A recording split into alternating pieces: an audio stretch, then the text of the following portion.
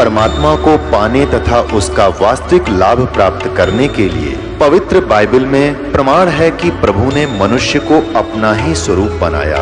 6 दिन में सृष्टि रचकर 7वें दिन विश्राम किया। कुरान शरीफ में प्रमाण है कि हजरत मोहम्मद को खुदा स्वयं कह रहे हैं कि मैंने तुम्हें उस परमात्मा की महिमा बताने के लिए भेजा है। वो परमात्मा कबीर है जिसने 6 दिन में सृष्टि रची तथा 7वें दिन तख्त पर जा विराजा। उसकी खबर किसी बाखबर से पूछ कर तो देखो। कृपया अवश्य सुनिए जगत गुरु तत्वदर्शी संत रामपाल जी महाराज के अमृत वचन।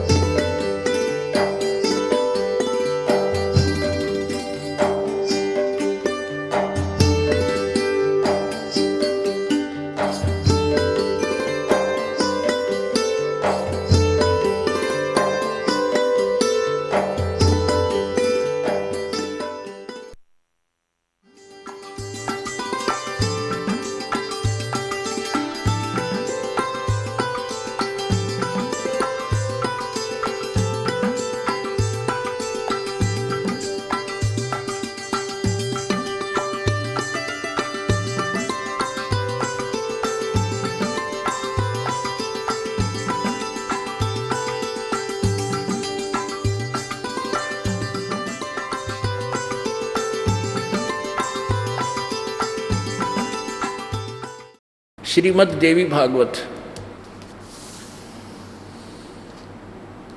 गीता प्रेस गोरखपुर से प्रकाशित है।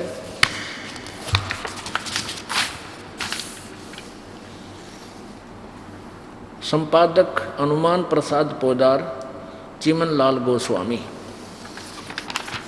गीता प्रेस गोरखपुर से प्रकाशित है। प्रकाशक एवं मुद्रक गीता प्रेस गोरखपुर, गोविंद भवन कार्यालय, कोलकाता का संस्थान। ये इनके फैक्स फोन नंबर है। अब देखो, इसके 282 से 84 पृष्ठ पर देवताओं के गुरु बृहस्पति जी के विचार आपको दिखाते हैं। ये है 5वां स्कंद। यहाँ पर संक्षिप्त देवी भागवत पृष्ठ 282 पे। अब नीचे देखो, व्यास जी कहते हैं देवराज इंद्र की बात सुनकर बृहस्पति जी कहने लगे, यानी देवताओं के गुरु हैं बृहस्पति जी, इनके विचार सुनो। यहाँ 282 पृष्ठ पे वही बोलते हुए आ रहे हैं। क्या बताते हैं कि प्रारब्ध कर्मों का भोग बिना भोगे नहीं हो सकता। अभाव, प्रारब्ध कर्मों का अभाव बिना भोगे नहीं हो सकता। प्रारब्ध में जो जैसे भी कर्म लिखे हैं, पाप या पुण्य, वो सब भोगने ही पड़ते हैं। और ये संपूर्ण देवता तुम्हारे सहायक हैं। तुम स्वयं बुद्धिमान हो, फिर भी जो होनी है वह होकर ही रहेगी, तुम उसे टाल नहीं सकते। ऐसी स्थिति में सुख और दुख की चिंता में नहीं पड़ना चाहिए। महाभाग दुख और सुख ये दोनों कर्म से है, पुण्य और पाप के अक्षय के सूचक है। अब देखो क्या बताना चाहते हैं, क्या कह रहे बृहस्पति जी देवताओं के गुरु के जो भी कर्म प्रारब्ध में लिखा वो नाश नहीं हो सकता, भोगने से ही उसका अंत होगा। और तुम्हें जो कष्ट आ रहे हैं या सुख मिल रहा है, ये पुण्य और पाप तुम्हारे कम हो रहे हैं। यानी कष्ट आ रहा है तो अच्छी बात है, तुम्हारे पाप कम हो रहे हैं। और जो सुख मिल रहा है तो पुण्य कम हो रहे हैं। ये था इनका एक मीठी गोली। आगे देखो, प्रारब्ध कर्मों का अभाव बिना भोग्य नहीं हो सकता, यह स्पष्ट है। और ये संपूर्ण देवता तुम्हारे सहायक हैं, तुम भी स्वयं बुद्धिमान हो, फिर भी जो होनी है होकर ही रहेगी, तुम उसे टाल नहीं सकते। ऐसी स्थिति में दुख की चिंता में नहीं पड़ना चाहिए। महाभाग सुख और दुख ये दोनों कर्म से पुण्य और पाप के अक्षय के सूचक है। यानी जो दुख आ रहा है तो तुम्हारे पाप नाश हो रहे हैं, ओण दे। और वही पुण्य, आपको सुख मिला है तो आपके पुण्य खत्म हो रहे होने दे। यानी बस लगे रहो, होने दे, जो होना वो तो होएगा। फिर तय किस लिए टिंडे लेने बैठा इनका गुरु बनकर? जब इनको सब कुछ होना ही है, होने दे।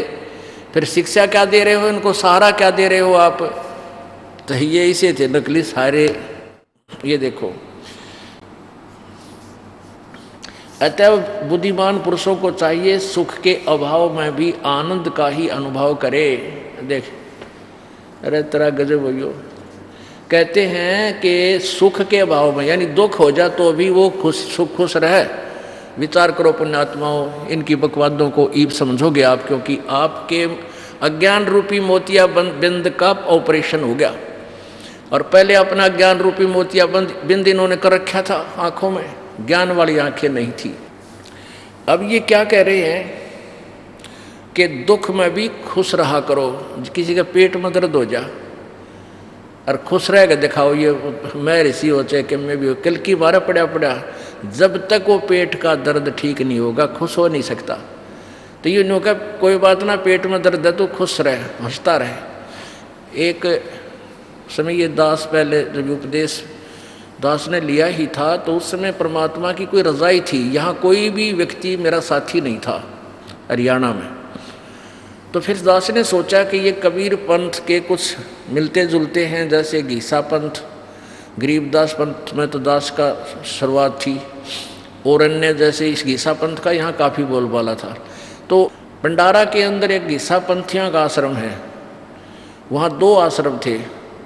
तो एक में समागम हो रहा था, तो वहाँ वो क्या करते हैं, 5-10 लाल कपड़े वाले जो संत साधु जिनको कहते हैं वो आ जाया करते, प्रवक्ता होते थे। उनको एक स्टेज पर बैठा दिया करते थे अलग से, ये जैसे टेंट हाउस तो मेज लाकर ऊंची सी खाना खाने की, और उनको ऊपर कपड़े बिछा कर उनको लाइन में बैठा देते। तो अपने अपने विचार व्यक्त करते थे। उनमें एक के बारे में उसका जो साथी आया हुआ था, उसका सेक्रेटरी, वो बड़ी उपमा देता था, काशी विद्यापीठ से पढ़े हुए बड़े विद्वान हैं, ये ऐसे हैं वैसे। तो वो क्या सिद्धांत बताता था कि इंसान अपनी सोच से दुखी होता है। यदि वो हृदय से सच्चाई से परिचित हो जाए कि तू परमात्मा है, ब्रह्म है, तू जीव नहीं है, तो इसके सब दुख दूर हो जाते हैं। यानी 2 दिन उसने लगातार श्याम ने, यानी पहले दिन पूरी प्रवचन किए तो श्रोतागण उससे ज़्यादा प्रभावित हुए, और दूसरे जो संत थे वो वक्ता, वह कुछ उसके सामने कमज़ोर लग रहे थे उनके विचार, और वो भी महसूस कर रहे थे कि लोग ज़्यादा प्रभावित हैं इससे। तो वो इस तरह की एक रात ने, पहले वहाँ 4 दिन सत्संग करते थे। पहले एक छोटे ग्रंथ का घीसादास जी वालों का, फिर गरीबदास जी वालों का पाठ करते थे। तो उसने 2 रात्रि में सत्संग होता, 2 रात्रि में तो नो तोड़ पाट दिया। और वो तीसरी रात्रि में वो क्या प्रवचन कर रहा था कि मैं एक चला जा रहा था, रास्ते में एक व्यक्ति बहुत तड़फ रहा था, उसको सारे जख्म हो रहा था, उसको कोई एक्सीडेंट हो रहा था या कोई कोड लगा हुआ था, रो रहा था। तो मेरे चरण पकड़ दिए, महाराज मुझे बचाओ, मुझे कुछ दया करो। मैंने कहा, अरे तू तो जीव नहीं है, तू ब्रह्म है, तुझे कष्ट है ही नहीं है, तो शरीर को कष्ट है, तू क्यों कष्ट महसूस कर रहा है? तो उस व्यक्ति ने उसी समय कहता उसको कोई दुख नहीं रहा, और क्योंकि उसने पहचान लिया अपने आप को कि तू जीव नहीं है, तू ब्रह्म है, ब्रह्म को दुख होता ही नहीं, तो सुखी हो गया। अब उसने तीसरी रात ने जब सत्संग करके, वो क्या करता था, प्रवचन करते उठ कर चला जाता टोर से। वो सत्संग करके 2 बजे से सत्संग समापन हुआ, वो अपने कमरे से अलग अलग उनमें रुका हुआ था, वहीं पर उसमें चला गया। आधे घंटे पाछे लग गया किल की बार, उसका पेट में दर्द हो गया, क्या अच्छा खा गया निकम्मा की था, और बुरी तरह चिल्ला हुआ। तो 5-4 वो वहाँ के जो प्रबंधक था और वो सेवक थे वहाँ गए, दूसरे आश्रम से कार ले आए, फिर उन्हें जींद ले गए घेर के। वो सुबह आया 6:30 बजे ही, 5-6 बजे ही उसका गोली गाली दे कर ट्रीटमेंट किया डॉक्टर ने।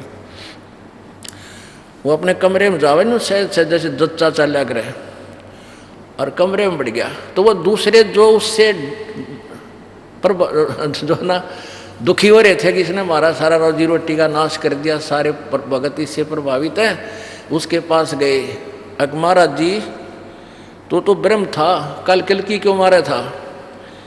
अरे सुबह चिल्ला क्यों रहा था? तो ब्रह्म था, तेरा दर्द थोड़ा ही था, वो तो शरीर को पीड़ा थी। उनको कहता तुम अपना काम करो, चलो चलो यहाँ से। अब देखो ये इसे व्यक्ता थे, कहते बीजक की बात आ कहीं बीजक ना ही हाथ, ये पृथ्वी डोबड़ उतर रे कह मीठी बात। तो ये उसी तरह यहाँ के ये बृहस्पति जी देवताओं के गुरु बता रहे हैं। फिर देखिएगा ये 5वां स्कंद देवी भागवत 283 पृष्ठ पर हम पढ़ रहे हैं। ये बृहस्पति जी बोल रहे हैं, बृहस्पति जी के विचार हैं ये। अतः विद्वान पुरुषों को चाहिए सुख के अभाव में, यानी पेट में दर्द हो जब ऐसा है तो भी सुख का सर्वदा सुख का अनुभव करें। अतः महाराज इस अवसर पर सुयोग्य मंत्रियों से परामर्श लेकर विधि पूर्वक कार्य यत्न करने में कटिबद्ध हो जाओ, और प्रयत्न करने पर भी जो होनहार वो तो होकर रहेगी। अब पूरी हरी झंडी दिखा दी, इसने क्लियर कर दिया किसने? बृहस्पति जी ने, कि प्रारब्ध कर्म तो कट ही नहीं सकते, ये तो भोगने से ही समाप्त होंगे। अब देखिएगा राक्षसों के गुरु शुक्राचार्य जी, अब ये राक्षस क्यों कहे जाने लगे? ये कोई आसमान से नहीं गिरे थे, ये क्या थे? कुछ व्यक्ति साधनाएं करते थे, संतों ऋषियों ने जैसा भी इनको ज्ञान दिया था, लेकिन मर्यादा में नहीं रहते थे, और जैसे व्यसन भी करते रहते थे, साधना भी करते रहते थे, जिस कारण से उनमें फिर मांस खाने की आदत पड़ गई।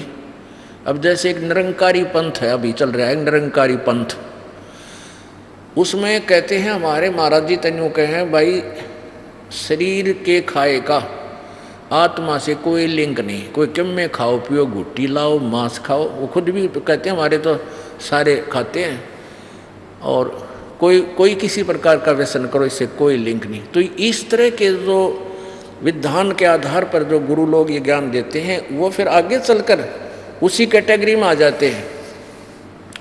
तो उन में व्यसन बढ़ गए ज़्यादा, इसलिए उनको राक्षस कहने लगे। साधना दोनों ही एक ही जैसी करते थे। अब इन दोनों ने साधनाओं से जो सिद्धियां प्राप्त होगी, एक दूसरे के दुश्मन हो गए। पहले आध्यात्मिक तरीके से युद्ध करते थे, आध्यात्मिक सिद्धियों से एक दूसरे को हानि पहुंचाते थे, इसलिए ये राक्षस कहलाए। अब 4वां स्कंद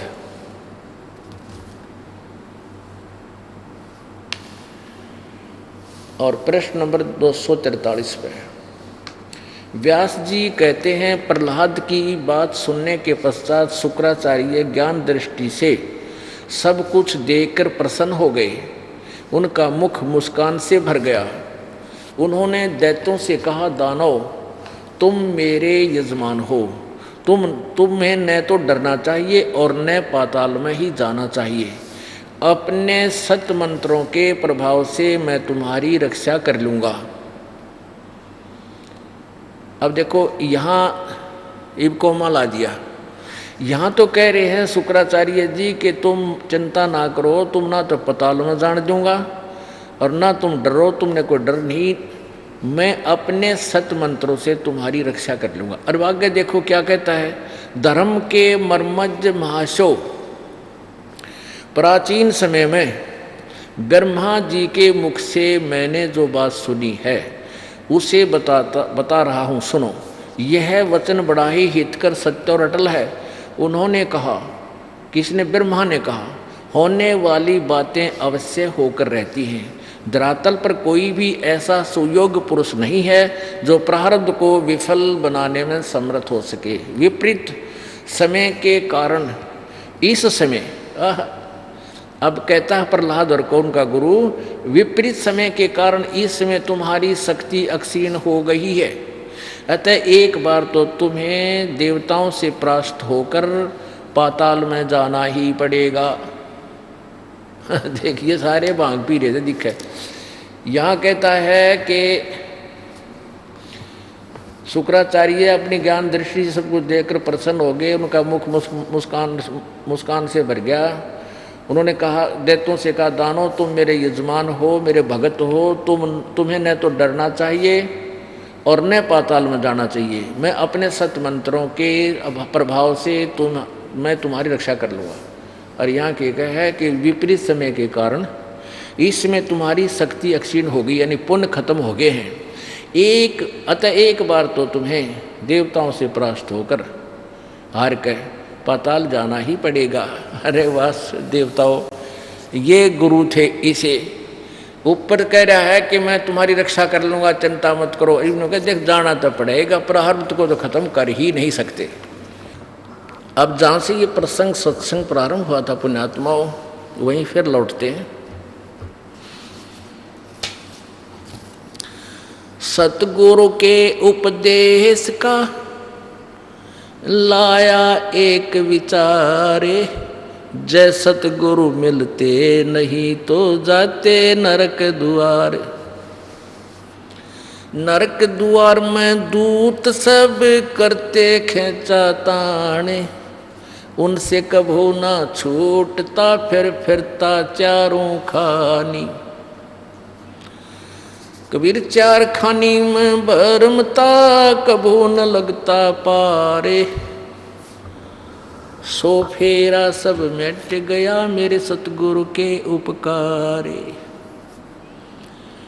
अब वो परमात्मा कबीर देव है जिन्होंने पहले ही वेदों वाला ज्ञान अपने सूक्ष्म वेद में सच्चिदानंद घन की वाणी में कबीर वाणी में लिखा था। जब ही सतनाम हृदय धरो, भयो पाप को नासे। जैसे चिंगारी अग्नि की भाई पड़े पुराने घासे। कहते हैं जब ही सतनाम जिसको मिल गया हृदय, उसके दरिया जागा, जो शरण में रहेगा आखिरी सांस तक और भक्ति करता रहेगा, गुरु मर्यादा में रहेगा, तो फिर उसके सभी संचित और प्रारब्ध कर्मों के पापों को परमात्मा नष्ट कर देता है। अब जैसे अब आपके ऊपर आपत्ति आई हुई है और आप किसी संत के पास जाते हो, तो पहले जाते ही आपका जंतर मंत्र अपना जरूर बतावेगा, ये कर ले, वो कर ले, इतना दान कर दे, 5 कन्या जमा दे, कि तो कीड़ियों को आटा डाल दे, यानी जैसा भी उसके पास मूर्ख बनाने का मैटर है वो आपको जाते बताओगा। फिर कुछ राहत नहीं मिलती, तो फिर वहाँ से आप खिसकोगे, दूसरे के पास जाते हो, फिर तीसरे पे, तो थोड़े बहुत जो विद्वान कहलाते हैं वो लास्ट में अपने जंतर मंत्र करने के बाद कह देते हैं कि ये तुम्हारे प्रारब्ध में लिखा हुआ है, ये समाप्त नहीं हो सकता, ये तो भोगने से ही कटेगा, ये तो भोगना ही पड़ेगा। और आप परमात्मा की भक्ति करते रहो, आगे पाप नहीं होगा, आगे दुख नहीं होगा। अब पुण्यात्माओं, कोई दुखी व्यक्ति है, जैसे कांटे वाला उदाहरण आपको दिया, पैर में कांटा लग रहा है और कांटा लग गया और उसको कोई सलाह देता है कांटा तो निकला नहीं, ये तो न्यू का न्यू लगा रहेगा और जूते पैर ले, आगे कांटा नहीं लगेगा। तो कांटा लगे पैर में जूता कभी नहीं पहना जा सकता, ये बट नेचुरल है। महादुखी प्राणी जब तक उसको राहत नहीं मिलेगी वो भगवान की भक्ति कर ही नहीं सकता, उसकी रुचि ना बने, इंटरेस्ट बने को नहीं। तो बुद्धिमान व्यक्ति क्या करते हैं, पहले कांटा निकाल लेगा और कांटा निकाल कर फिर कहेगा बेटा राम ये जूता ना निकालिए, नहीं तो फिर कांटा लग जाएगा। तो अब ये कांटे यहाँ कबीर जी के सच्चे दरबार में निकलेंगे आपके, और फिर आपको बताया जाएगा ये भक्ति करना और नियम भंग मत करना। नियम भंग करने से वो जूता आपके पैर से निकल जाएगा, परमात्मा का जो सहयोग है वो समाप्त हो जाएगा। तो इस डर से आप कभी भी मर्यादा भंग नहीं करोगे। जो दुखी महादुखी प्राणी है उनके लिए वो दुख वरदान बनेगा, क्योंकि वो इस भय से फिर भक्ति नहीं छोड़ेंगे, नियम नहीं तोड़ेंगे, ये भगवान कहीं फिर वो आपत्ति हमारे ऊपर ना आ जाए। और जो जैसे कुछ पिछले पुण्यकर्मी प्राणी हैं और वो चलो प्रेरित होकर के किसी के सुनने से पुण्यों के प्रभाव से यहाँ सत्संग में आ जाते हैं, नाम भी ले लेते हैं, उन पर पहले ही ऐसी आपत्ति नहीं थी, और आगे भी 1-2 वर्ष 3 वर्ष वो सत्संग आते रहते हैं और फिर तो आपत्ति आनी ही नहीं। तो वो कुछ दिनों में ये सोच बैठते हैं कि जैसे यहाँ आते हैं, यहाँ मर्यादा में रहना अति आवश्यक है, यहाँ एक रिहर्सल करनी है परमात्मा से मिलने की। और जब हम परमात्मा के पास जाएंगे तो हम कैसे हमारे विचार हों, कैसी अंदर से निष्कपटता हो, जिससे वो हमें स्वीकार करेगा, क्योंकि वो तो अंतर्यामी है।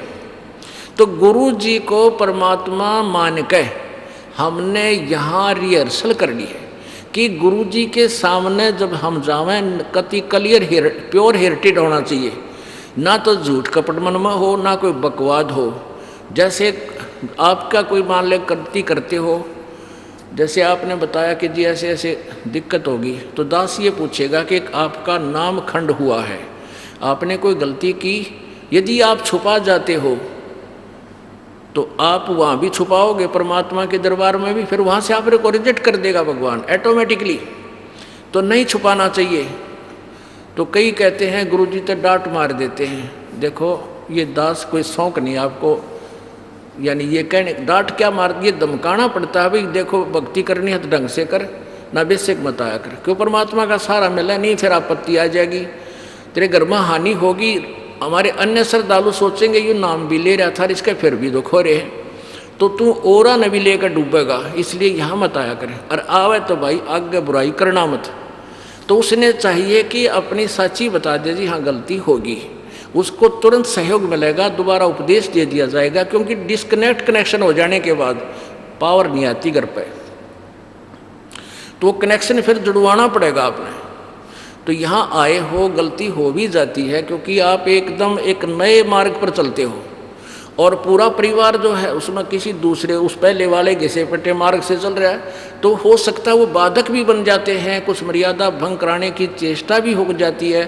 किसी भी कारण से अगर कोई आपका मर्यादा भंग हो जाती है तो तुरंत उसका नाम दोबारा ले और आगे नहीं करनी, फिर बार बार एक हैबिचुअल नहीं बनना इस बात का कि कोई बात ना नाम खंड हो गया फिर नाम ले लेंगे, फिर नहीं चलेगा। वो नाम चाहिए दास दे भी दे तुम्हारे को, जब तक आप चलो 1-2 बार तो हो जाए गलती, बार बार नहीं बकवास करनी फिर। तो ऐसे इस दास का यही उद्देश्य, जैसे बच्चा है स्कूल में प्रवेश पा रखा है,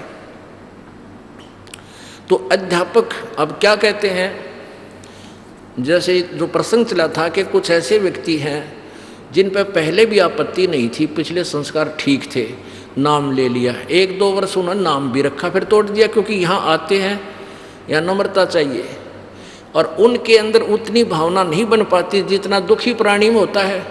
दुखी प्राणी को कोई कुछ भी कहे, हमारा सेवक भी कह दे वहाँ बैठ जाए वहीं बैठ जाएगा, कि उसको उसका उद्देश्य है गुरु जी तक पहुँचूँ ताकि मेरा रोग दूर हो। और जिसमें कोई आपत्ति ऐसी है नहीं उसको कोई भगत, तो क्योंकि यहाँ एक हज़ारों आदमियों से दिन डील करते हैं, भगत यहाँ खड़े हैं, तो उनको कई बार एक आधी बार कोई छो में भी आ जा बैठ जा तू यहाँ पर।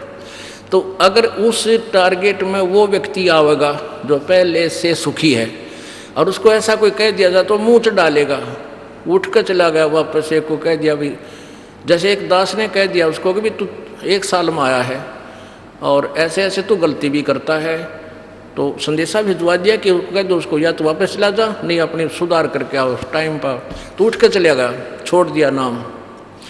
अब क्या ऐसे ही 1-2 और भी बहुत से नालायक किसी कारण से अपनी और कमजोरियों के कारण वो नाम छोड़कर चले गए, पहले भी सुखी थे। तो उनके साथ क्या होगा, जैसे उनके पहले भी पुण्य अच्छे थे और अब 2-3 वर्ष उन्होंने सत साधना करके और कमाई जोड़ ली और अब नाम छोड़ दिया। अब वो क्या कहते हैं कि कुछ ना दरिया कितना है, हम पहले भी मौज थी, नाम लिए पाछा हमने कोई विशेष लाभ नहीं हुआ और अब भी हम सुखी हैं, 4 साल हो गए नाम छोड़ दिया, अब हमें कोई आपत्ति का सामना नहीं करना पड़ता। खूब शराब भी पीने लग गए, ताश भी खेल रहे हैं वो लोग, और भी बकवाद करें और भक्ति भी कर लेते हैं वो जैसी पहले करते थे। अब उनका क्या होगा कि जैसे पहले पूर्व जन्म के बैटरी भी चार्ज थी और 2-3 वर्ष उनका चार्जर फेर लग गया, वो और थोड़ी सी चार्ज होगी। अब जब तक ये पुण्य उसके 3 वर्ष वाले पुण्य चलेंगे, अब भी नए जो हैं ये बहुत गजब के पुण्य बन गए उसके, तो ये हो सकता है इस जीवन में भी काम दे और आगे एक आध जीवन में और भी दे दे। लेकिन वह आगे चार्जर नहीं है तो वो बैटरी डाउन होएगी, डिस्चार्ज होएगी और एकदम आपत्ति आएगी, इसी जन्म में भी आ सकती है। ये आप जी के लिए उदाहरण दास दे रहा है कि ऐसे व्यक्तियों को देखकर तुम अपने मन को मैला मत करना, इस ज्ञान को आधार बनाना। तो प्रसंग चल रहा है कि जैसे किसी के पिछले पूर्व जन्म के पाप हैं, अब जो दुखी हैं, कति दुखी, सब जगह घूम लिए फिर लिए, कोई राहत नहीं मिली, और यहाँ उनको जो भी मार्ग बताया जाएगा, जो मर्यादा बताई जाएगी, वो हाथ जोड़कर कहते हैं जी जैसे आप कहोगे ऐसे ही करेंगे। हम छक चुके हैं उन सब पूजाओं को कर करके, हम कति नहीं छुएंगे, हम तो छके पड़े हैं। तो वो सच्चे दिल से जो लगेगा, सच्चे हृदय से कि बिल्कुल नहीं करूँगा उन अन्य पूजाओं को, उसी दिन परमात्मा आपके कांटे काटने लग जाएगा। और आपके भाग्य में पुण्य नहीं है, पुण्य होते तो आप दुखी होते ही नहीं, तो अपने कोटे से आपको पुण्य देगा, जिससे आपको कुछ राहत सडनली प्राप्त हो जाएगी, बहुत शीघ्र ही। और फिर आपको ज्ञान के माध्यम से कहा जाएगा कि ईब अपने पैरों पर खड़ा हो, भक्ति कर, जिसा दान बने दान कर, सेवा कर, इससे फिर आपको बहुत लाभ होगा। तो परमात्मा क्या बताते हैं, पर्वत पर्वत में फिरा, कारण अपने राम, राम जैसे संत मिले, जिन सारे सब काम। अब जैसे परमात्मा कबीर जी कहते हैं, पीछे लाग गया जाऊं था, यानी आप पे आरती, आप पे साजे, आप पे किंगर, आप पे बाजे, आप पे ताल झांझनकारा, आप नचे अब देखण हारा। कह कबीर ऐसी आरती गाऊं, आपा मध्य आप समाऊं। अब परमात्मा ने स्वयं ही तो एक तत्वदर्शी संत की भूमिका की, और स्वयं ही वो उन्होंने एक दास की भूमिका की। हमें समझाने के लिए, आप जी को समझाने के लिए परमात्मा ने अपने ही ऊपर सब एग्जाम्पल कोड किए कि जैसे हम भटकते फिरते थे, कभी साला सरजाया करते, हनुमान चालीसा पढ़ा करते, कि तक गीता जी का पाठ करते थे, कभी जय जय कृष्ण हरे राम हरे कृष्ण सीताराम राधे श्याम, राज्य राज्य श्याम मिला, ये सब तरह की क्रियाएं हम भगवान की प्राप्ति, सुख प्राप्ति के लिए करते थे। तो परमात्मा कहते हैं, पीछे लग गया जाऊं था मैं लोक वेद के साथ। लोक वेद किसे कहते हैं? दंत कथा, अक्षेत्रीय ज्ञान, सुनी सुनाई बातों पर। जैसे हमने सुनी सुनाई बातों पर ब्रह्मा विष्णु महेश को अजरो अमर मान रखा था, ये दंत कथा थी, लोक वेद था। और लोक वेद के आधार से हमने ब्रह्म को सुप्रीम पावर मान रखा था, और ब्रह्मा विष्णु महेश को सर्वेश्वर महेश्वर हम ये मानते थे। ये हमारा खिचड़ी सा ज्ञान था।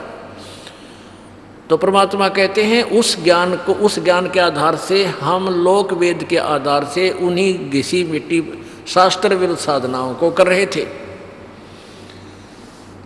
रस्ते पीछे लग गया जाऊं था मैं लोक वेद के साथ, रस्ते में सतगुरु मिले भाई दीपक दे दिया हाथ। रस्ते में यानी इस भक्ति मार्ग में सतगुरु मिल गए, उन्होंने ये तत्व ज्ञान रूपी टॉर्च दे दी, दीपक दे दिया, रोशनी दे दी कि भाई इसके रोशनी में चलो, अंधेरे में धक्के ना खाओ, जिधर मुंह हो गया उधर चल दिए। तो ये तत्वदर्शी संत रूप में, सतगुरु रूप में हमें परमात्मा के प्यारे हंस मिले, उन्होंने ये तत्व ज्ञान रूपी दीपक दे दिया। तो इससे पहले हम लोक वेद के आधार पर जिन जैसे ब्रह्मा विष्णु महेश्वर जी को सर्वशक्तिमान और इस काल ब्रह्म को सुप्रीम पावर, जैसे ये वेदों के ज्ञाता को हम थे कहते ब्रह्म ही सुप्रीम है, सर्वस्वी सबसे बड़ा ईश्वर ब्रह्म है। नहीं, वो तो परम अक्षर ब्रह्म है, हमारे वेद बता रहे हैं। और इसी आधार पर ये गीता ज्ञान दाता ब्रह्म कहता है 15वें अध्याय के, देखिएगा श्रीमद् भगवद गीता, इसके आपने 15वें अध्याय के 16-17 श्लोक में, ये देखिए अध्याय नंबर 15, अध्याय नंबर 15 और श्लोक ये 16 और 17 में। इसमें क्या पढ़ा था कि इस संसार में नासवान और अविनाशी भी ये दो प्रकार के पुरुष हैं, प्रभु हैं, एक सरपुरुष एक अक्षर पुरुष। और इनके लोकों में संपूर्ण प्राणियों के शरीर नासवान है, जीवात्मा अविनाशी कहा जाता है। 17वें में कहा कि उत्तम पुरुष यानी पुरुषोत्तम तो उन ऊपर वाले सरपुरुष से और अक्षर पुरुष से भी कोई अन्य ही है। उत्तम पुरुष है तो अन्य परमात्मा इति उदाहरत, यह लोकतर्यम आविश्य विभर्ति अवैश्वर। उत्तम पुरुष कहो चाहे पुरुषोत्तम कहो, वो तो कोई और ही है जो तीनों लोकों में प्रवेश करके सबका धारण पोषण करता है। वह अविनाशी परमेश्वर परमात्मा इस प्रकार कहा गया है। अब देखो 18वें में 15वें जाएंगे 18वें श्लोक में गीता ज्ञान दाता कहता है क्योंकि कि मुझे लोक वेद पे अतः अस्मि लोके वेदे च प्रथित है पुरुषोत्तम। ये क्या कहता है? क्योंकि मैं नासवान जड़ वर्ग क्षेत्र से तो सर्वथा अतीत हूँ और अविनाशी जीव आत्मा से भी उत्तम हूँ, इसलिए लोक और वेद नहीं, लोके वेदे यानी लोक वेद में पुरुषोत्तम नाम से प्रसिद्ध हूँ। मैं तो लोक वेद के आधार से पुरुषोत्तम कहलाता हूँ, मैं पुरुषोत्तम नहीं हूँ। पुरुषोत्तम तो कोई और है जो 17वें श्लोक में कहा है। और मुझे इस लोक वेद में मैं क्यों प्रसिद्ध हो गया पुरुषोत्तम? क्योंकि जो मेरे अंतर्गत 21 ब्रह्मांड में जितने भी प्राणी हैं उनका मैं कंट्रोलर हूँ। वो चाहे स्थूल शरीर में है और चाहे आत्मा रूप में है, उन सब से मैं अतीत हूँ, उन तक तगड़ा हूँ। इसलिए मैं पुरुषोत्तम नाम ते लोक वेद पे दंत कथाओं में प्रसिद्ध हूँ, लेकिन मैं पुरुषोत्तम नहीं हूँ। तो यहाँ परमात्मा कहते हैं पीछे लग गया जाऊं था मैं लोक वेद के साथ, रस्ते में सतगुरु मिले भाई दीपक दे दिया हाथ। अपने आत्माओं एक प्राणी यदि ये तत्व ज्ञान नहीं मिलता है तो एक जीवन में इतने पाप इकट्ठे कर लेता है उस पर गिनती नहीं होती। इसके लिए एक रिहर्सल आपको एक प्रमाण दिखाते हैं। एक बहुत ही अच्छा उदाहरण आपको बताते हैं। पुण्यात्माओं ऐसे हम आँखें देखकर ही संतुष्ट हो पाएंगे क्योंकि हमने लोक वेद गणा सुन रखा है और ये यथार्थ ज्ञान से हम परिचित होंगे तभी हम इस लोक वेद का पीछा छोड़ेंगे। अब देखिए आओ जैन धर्म को जाने, एक पुस्तक है आओ जैन धर्म को जाने, धर्म मंच प्रश्नोत्तर माला, कौन बनेगा सबसे ज्ञानी, अणोम हरियणम। इसका कौन है लेखक? प्रवीण चंद्र जैन MA शास्त्री।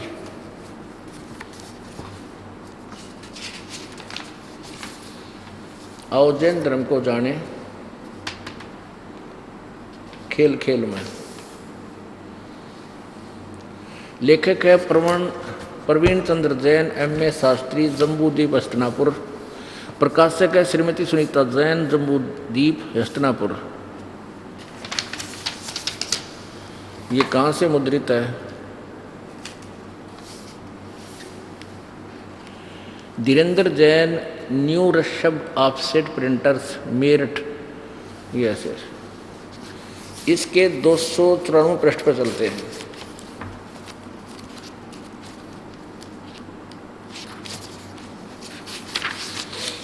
ये 293 से प्रारंभ होता है, आओ जैन धर्म को जाने।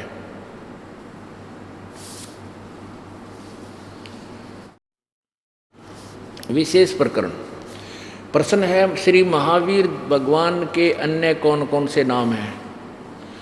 अन्य 5 नाम हैं, वीर, अतिवीर, सन्मति, महावीर एवं वर्धमान। अब यहाँ आते हम आगे अपने काम की बात लेंगे। 294 पे श्री महावीर भगवान के जीवन का कथन कहाँ से प्रारंभ होता है? पुरूरा नामक भील की पर्याय माने जीवन से। एक पुरूरवा नामक भील था। पुरूरवा भील कौन था? उसने क्या किया?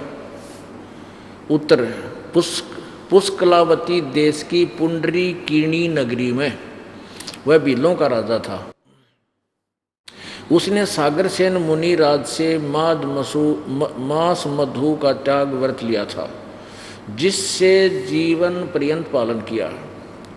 प्रसन्न श्री महावीर भगवान का जीव पुरूरवा भील की पर्याय से कहा गया पहले 100 धर्म स्वर्ग में एक सागर की आयु वाला देव हुआ। फिर उसके बाद स्वर्ग से कहा गया भरत चक्रवर्ती की रानी अनंतमती से मारीची नामक ज्येष्ठ पुत्र हुआ। ये राजा ऋषभदेव का पोते थे मारीची। राजा ऋषभदेव जो जैन धर्म के प्रवर्तक हैं, उनके पौत्र यानी पोते थे मारीची और भरत के पुत्र थे। तो मारीची की पर्याय से भगवान से कहा गया ब्रह्म स्वर्ग में देव हुआ। फिर ब्रह्म स्वर्ग को छोड़कर कहा गया अयोध्या नगरी में कपिल ब्राह्मण की काली स्त्री से जटिल नाम का पुत्र हुआ। फिर जटिल के जीवन को भोग के यानी पर्याय से कहा गया 100 धर्म स्वर्ग में एक सागर की आयु वाला देव हुआ, देवता बन गया। फिर वहाँ 100 धर्म से कहा गया इसी भरत क्षेत्र में सूतिका नामक गांव में अग्निभूत ब्राह्मण की गौतम क्षत्रिय से अग्निशय नामक पुत्र हुआ। अग्निशय से कहा गया स्वर्ग में गया। फिर स्वर्ग से कहा गया भरत क्षेत्र के मंदिर नामक ग्राम में गौतम ब्राह्मण की कौशिकी पत्नी से अग्निमित्र नाम का पुत्र हुआ। अग्निमित्र से कहा गया महेंद्र स्वर्ग में गया। महेंद्र स्वर्ग से फिर कहा गया 295 पर मंदिर नगर में शाल्यकाय ब्राह्मण की पत्नी से भारद्वाज नामक पुत्र हुआ। भारद्वाज से कहा गया महेंद्र स्वर्ग में देव हुआ। महेंद्र स्वर्ग से कहा गया इतर नगोद में एक सागर की आयु वाला नगोदिया जीव हुआ। वहाँ से कहा गया नगोद से निकलकर श्री महावीर भगवान का जीव कहा गया। अनेक भाव धारण किए इस प्रकार हैं। अब कालजा पाठ जाएगा जो थोड़ी सी भी आपके अंदर विवेक होगा, देखिएगा। 1000 वर्ष के भाव, 1000 बार तक आग के वर्ष के जीवन, 80,000 सीप के भाव जो ये गोगले से होते हैं समुद्र में, 20,000 जिसमें मोती बनते हैं, 20,000 नीम वृक्ष के जीवन भवन जीवन, 90,000 बार केले के वृक्ष के जीवन भाव, 3,000 बार चंदन वृक्ष के भाव यानी जीवन, 5 करोड़ बार कनेर वृक्ष के भाव, ओह 60,000 बार वैश्या के शरीर वैश्या के जीवन, ओह 5 करोड़ बार शिकारी के भाव जीव, 20 करोड़ बार हाथी के जीवन यानी हाथी के शरीर, और 60 करोड़ बार गधे का जीवन, ओहो 30 करोड़ बार कुत्ते का, कुत्ता तो एक बतेरा बना हुआ, और 60 करोड़ बार नपुंसक के भाव, 20 करोड़ बार स्त्री के भाव, और 90 लाख बार धोबी के भाव, 8 करोड़ बार घोड़े के भाव, 20 करोड़ बार बिल्ली म्याऊ म्याऊ यानी बिल्ली बनकर चूहे खाए, 60 लाख बार गर्भपात में मरने, ओए होए गर्भपात से पेट में मर के माँ के पेट में ही मर के बाहर आता रहा, 80 लाख बार देव पर्याय को प्राप्त किया, ओ तेरेगी 80 लाख बार तो देवता बना, और ये देखो के बना ओ थोड़े मोटे मोटे ही दिखा दें, 60,000 बार तो वैश्या, 5 करोड़ बार शिकारी, इसमें फिर पाप इकट्ठे कर लिए शिकारी बन गए, ओ 20 करोड़ बार हाथी, 60 करोड़ बार गधा तो एक का बतेरा एक का जीवन सफिशिएंट है, और 60 करोड़ बार 30 करोड़ बार कुत्ते के जीवन, 60 करोड़ बार नपुंसक, 20 करोड़ बार स्त्री, 90 लाख बार धोबी, 8 करोड़ बार घोड़ा, 20 करोड़ बार बिल्ली और 60 लाख बार गर्भपात का मरण, और केवल पुण्य के आधार पर 80 लाख बार देव पर्याय को प्राप्त हुआ। के फूक के उस देव पर्याय ने एक बार देवता बन गया 80 लाख बार, फिर गधार, कुत्ता, सुअर के, बिल्ली, गधा, तरह गजब हुई, आग लगे इसी साधना के। आगे देखो के जुल्म किया इसने, महावीर जैन ने। अब यहाँ तक आप पढ़ चुके हो।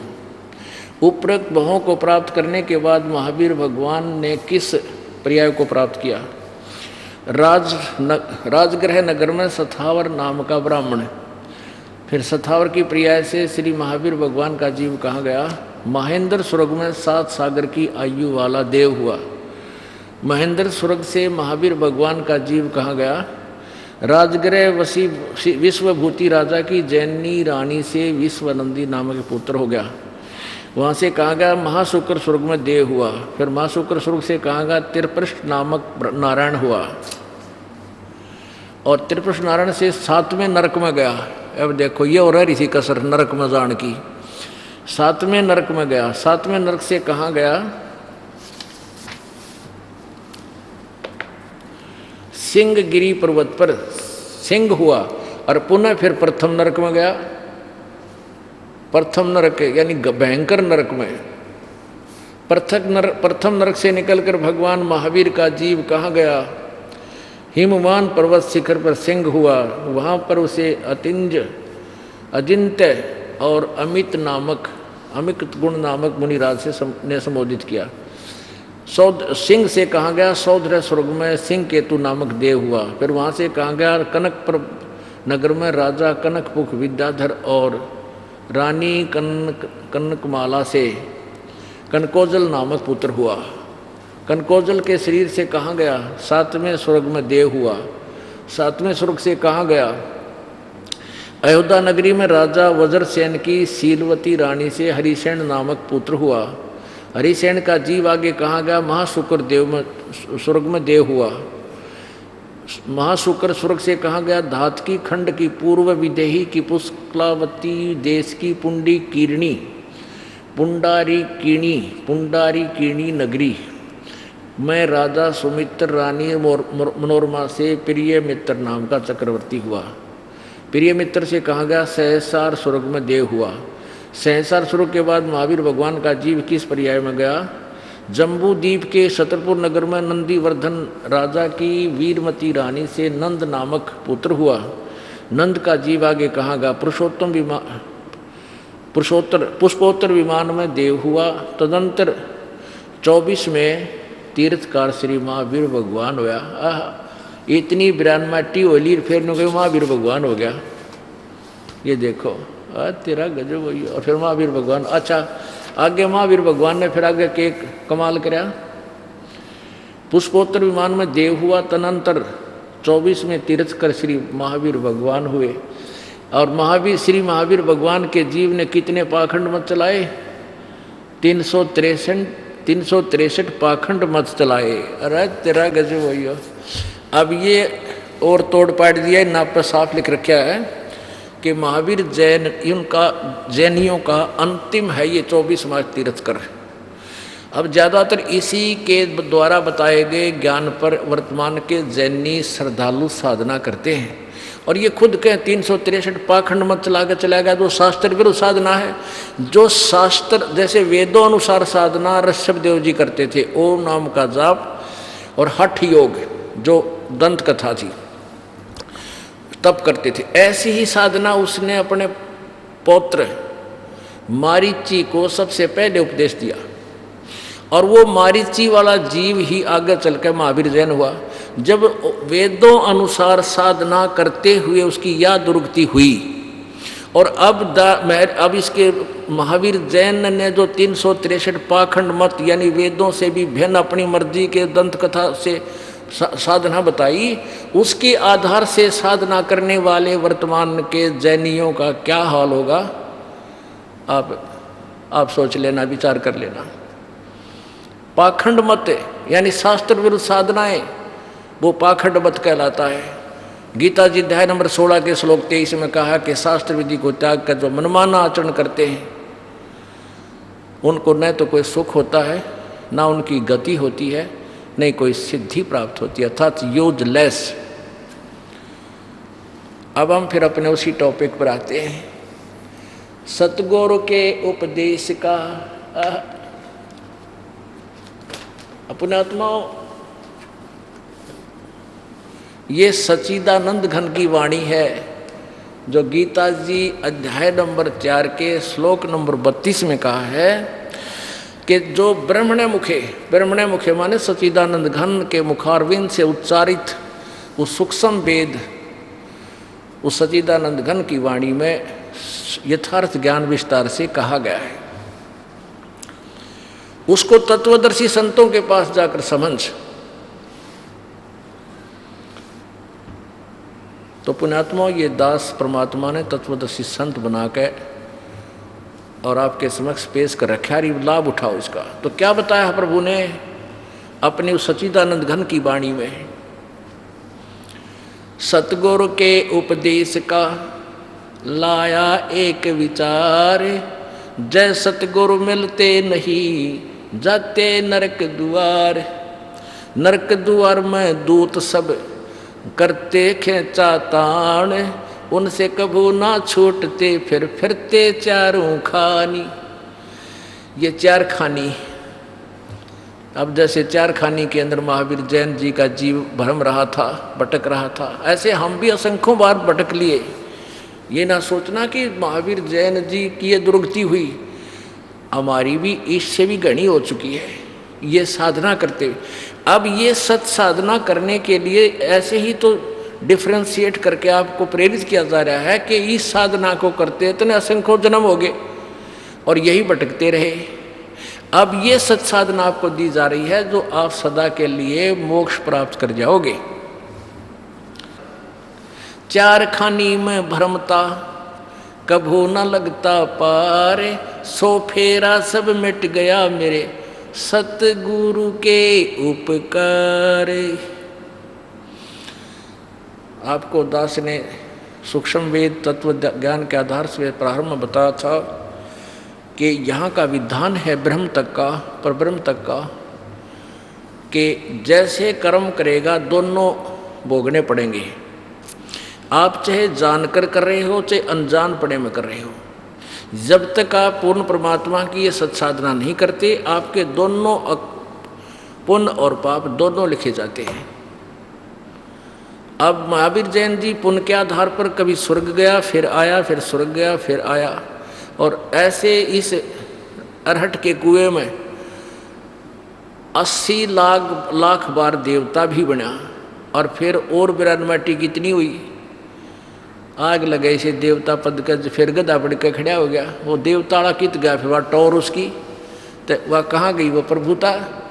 तो पुण्यात्मा अब क्या बताते हैं, 7 समुद्र की मसीह करूं, 7 समुद्र की मसीह करूं, लेखनी करूं बन राय, धरती का कागज करूं, सतगुरु गुण लिखो न जाए।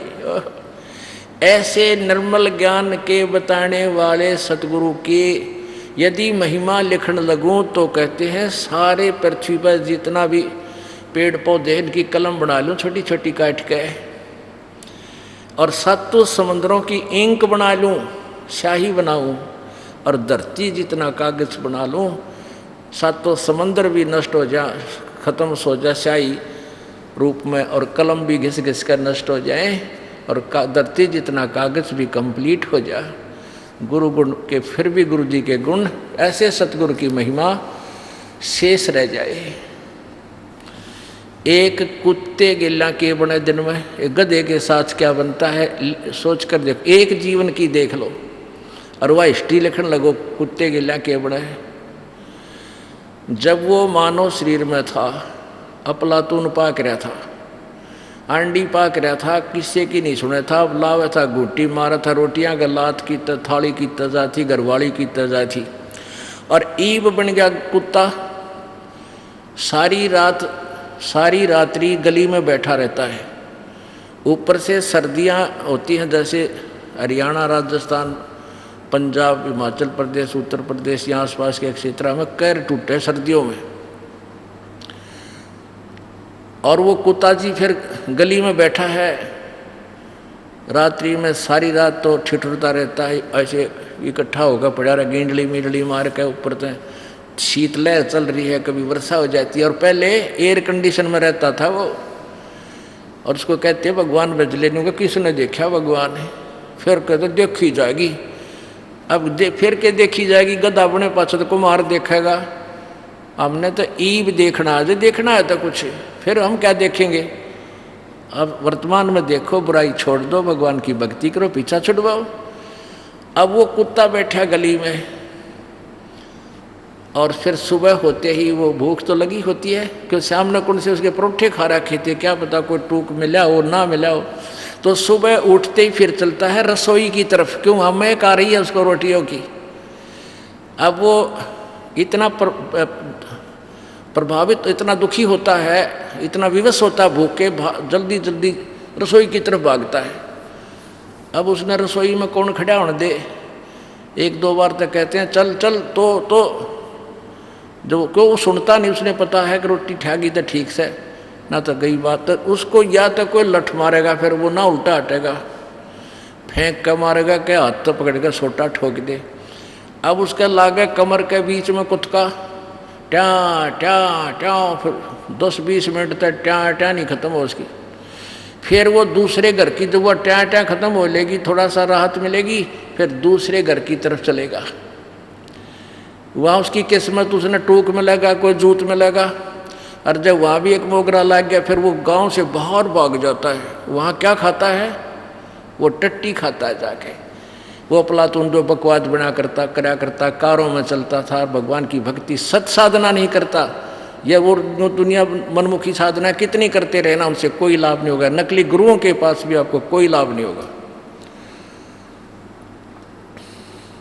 तो कहते हैं इस तरह की टिके के बने एक जीव के साथ। अब जैसे सुखदेव ऋषि थे, ऐसे महावीर जैन जैसे महापुरुष थे, साधना भी करते थे, 84 लाख योनियां भी भोगी।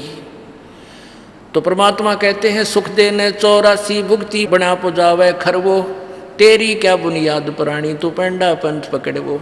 सुखदेव जैसे महापुरुष ने भी 84 लाख योनियों में गधे की योनि भोगनी पड़ी, पजावे पर खर यानी गधे की योनि पाई उसने, वहां पर मिट्टी ढोई।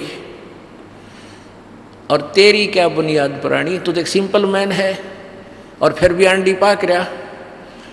सुखदेव ने 84 भुक्ति बना पजावे खरवो, तेरी क्या बुनियाद प्राणी तू पेंडा पंथ पकड़े वो। बोले आदमी तेरी क्या औकात है, ऐसे महापुरुषों की दुर्गति होगी। पेंडा पंथ यानी ये मार्ग पकड़ दो सतभक्ति का, जो सतगुरु देता है। बोलो सतगुरुदेव की जय। परमपिता परमात्मा पूर्ण ब्रह्म सर्व सृष्टि रचनहार कुल मालिक कबीर देव कबीर साहब, अल्लाहू अकबर, अल्लाह कबीर, ये परमात्मा अपने सतलोक में सतपुरुष उपमा उपाधि में रहता है। इनका वास्तविक नाम है कबीर देव। कबीर अल्लाह, उसको अल्लाह कबीर कहो, कबीर देव कहो, कबीर साहब कहो, ये वही परमात्मा है जो सर्व ब्रह्मांडों का रचनहार और हम सभी आत्माओं का कुल मालिक, हमारा पिता। हम सभी आत्माएं यहाँ काल के जाल में फंसे हैं। इस काल भगवान ने अर्थात ज्योति निरंजन ने हम सभी को यहाँ धोखा देकर, मिसगाइड करके, भ्रमित करके, झूठा लालच देकर यहाँ रोका हुआ है। तो परमेश्वर कबीर जी ने आकर के अपने सतलोक से चलकर वे आए और यहाँ अपनी प्यारी आत्माओं, श्रेष्ठ आत्माओं को, अच्छे दृढ़ भक्तों को आकर मिले। उन दृढ़ भक्तों को, अपनी अच्छी आत्माओं को, प्यारी आत्माओं को आकर के अपने विषय में अर्थात सत्य पुरुष की के विषय में, पूर्ण परमात्मा के विषय में और पूरे अध्यात्म ज्ञान के विषय में यथार्थ जानकारी दी। उन महापुरुषों को परमात्मा सतलोक लेकर गए, अपनी यथार्थता से परिचित करवाया, फिर उनकी आत्मा को वापस उन्हीं के शरीर में छोड़ दिया। उसके उपरांत उन महापुरुषों से एक वचन ले लिया था कबीर देव ने कि अभी इस ज्ञान को, यथार्थ नाम को और इस मूल ज्ञान को जनसाधारण तक अभी नहीं देना। क्यों नहीं देना? कि ये नकली गुरु, नकली संत, नकली महर्षि इस ज्ञान से परिचित होकर के इस ज्ञान का ढंढोरा पीटना शुरू कर देंगे और इनके पास नाम नहीं होगा। जो वास्तविक मंत्र है, यदि उसका भी इनको पता चल गया तो ये नाम भी वही देने लग जाएंगे। तो इनके द्वारा दिए गए उन मंत्रों का लाभ प्राणी को नहीं होगा, क्योंकि ये अधिकारी नहीं है।